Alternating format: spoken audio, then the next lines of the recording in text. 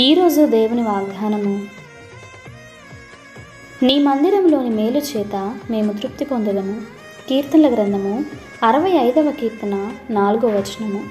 నిజ క్రైస్తవుని జీవితము సుఖాల పాన్పో, ఆశీర్వాదముల బాటో కాదు, అది శ్రమల దారి, ఇరుకైన మార్గము. మనము ఇరుకు మార్గంలో నడుచుటకు పిలువబడిన వారము. ఎప్పుడు నన్ను దేవుడు ఆశీర్వదించాలి, నేను ఏ శ్రమ అనుభవించనే కూడదు అనుకుంటే దేవుని సహాయాన్ని మనం వద్దనుకున్నట్లే. అపోస్తలుడైన పౌలుతో దేవుడు అంటున్న మాట, నా కృప నీకు చాలును, బలహీనత యందే నా బలము అధికమగుచున్నది. అవును, మన బలహీన గడియల్లో దేవుని శక్తి మన పట్ల అధికమవుతుంది.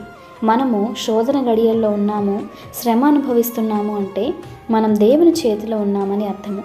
కానీ ఎన్ని శ్రమలు శోధనలైనా ఆయన సన్నిధిలోనికి, ఆయన సముఖంలోనికి వెళ్ళినప్పుడు ఆయన తన మేలులతో మనల్ని తృప్తిపరుస్తాడు. ఒక నిజమైన క్రైస్తవునికి ఆయన మందిరంలో ఉన్న సౌఖ్యము మరి ఎక్కడా దొరకదు.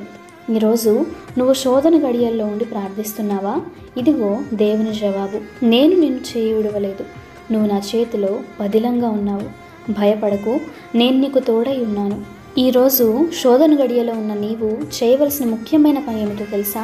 ప్రార్థించడమే. నువ్వు దేవుని అంగీకరించిన వ్యక్తివైతే నీ దేహమే దేవుని దేవాలయము గనుక ఆ దేవాలయంలో ప్రతి దినము ఆయనకు ఆరాధన చేయి. ఆయన సన్నిధిలో, ఆయన సముఖంలో నిలిచి ప్రార్థించు. ప్రభు కృప మీకు తోడై తన సన్నిధిలోని మేలుల చేత నిన్ను తృప్తిపరచునుగాక. ఆమేన్.